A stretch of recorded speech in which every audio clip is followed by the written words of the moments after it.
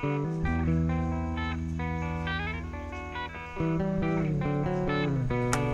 back to Life is Hard TV, the life show for the rest of us. GlenRo Spirit Shoppe, Monroe, Connecticut.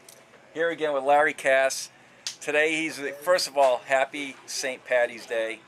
And as you can tell, hold on. What do we got here? March 17 coming up soon. It's fitting because we're going to be talking about some Irish stuff. And one thing that Larry and I have in common, you know, is the Red Sox hat, the Bruins hat.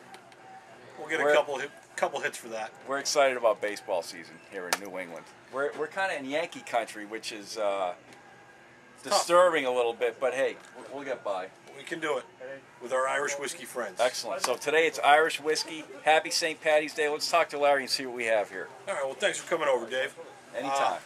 We're going to just go right through. We're going to go with our most famous, Jameson. Everybody knows Jameson Irish whiskey. Triple distilled.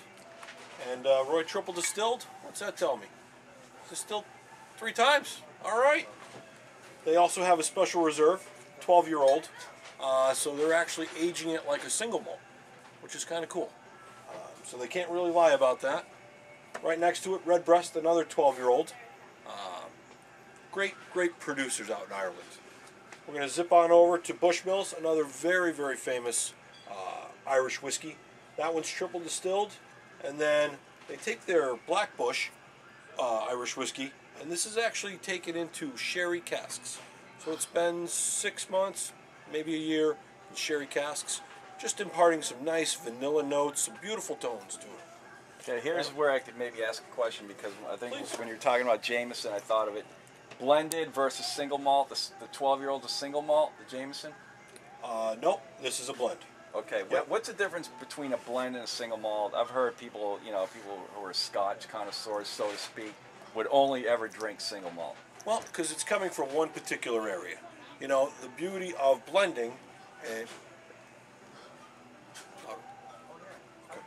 the beauty of single malts, you know, I got 2 that I was saving up here in Napogue Castle, 1995. It was put in the bottle. This is just picked from one single malt. One area, one single malt. And then we've got our friendly neighborhood Bushmill, also single malt Irish whiskey. So I guess it's accurate to say it's typically better than a blend, or maybe it's just taste? Could be taste, could be particular, you know, like when scotches, you come from different areas in Scotland. So they like a single malt that comes from, let's say, the Highlands, or a single malt from the Lowlands. Yeah. They like that style. I see, right. Blended, they can pick it from anywhere in Scotland, put it together, and so in terms of wine, similar to wine, it's a grape from a vineyard great analogy. Versus a blend of different types of grapes or right. whatever. If it says California on the label, can come from anywhere in California. If it just says Napa, can come from just Napa. Okay, good. That explains it. All right, great. All right? Great. So, as we were going along here, we did our 12-year-olds, we did our traditional, we did our Bushmills. A new one, and don't get offended, it's Feckin Good. Feckin Irish whiskey. The one that I used down at the Black Rock Castle was Powers. We had to use Powers. Triple distilled. This is one of the best Irish whiskeys on the market. Keep going along. A couple of newcomers here to the store and to the state. Mary's Irish Whiskey. And Paddy's.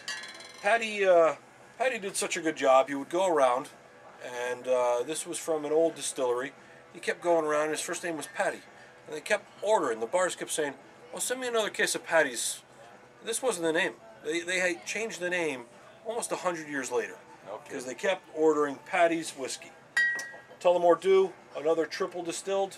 Probably, in the top 3. Jameson, Bushmill, Tullamore Dew as far as popularity, smoothness, character, texture.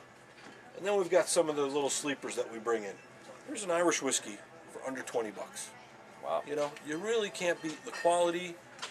We're in a global market now. I mean, you probably see it. You can shop for anything now, online, wherever you want, and prices have come down substantially. Kilbegan, awesome distillery out there. Another one of the more popular ones. And then I finished with, like you were saying, between the blends and the single malts, Michael Collins. That's a blended whiskey. So I think the most fitting way to end this is maybe just a little cheers to St. Patrick. Absolutely. What do you think? After all, it's close to St. Paddy's Day. It's the weekend, and our work is done. All right. There's no better way than to share a nice little Irish whiskey with a friend. And welcome back to GlenRo. Great to be here. All right. Thanks, everybody. Cheers. See you soon. Has to be nothing less than 10. If it says 10, it's 10. It's not a Solera style where you blend different barrels at an average age of 10.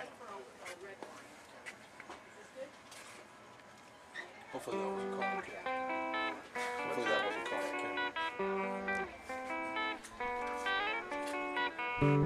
camera.